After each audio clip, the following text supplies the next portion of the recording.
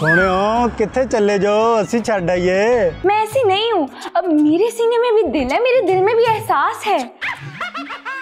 तो ठीक है, जैसे जैसे मैं कहता जाऊं वैसे वैसे आप करते जाएं। ये लड़कियां तो मेरी सोच से भी ज़्यादा चालाक निकली।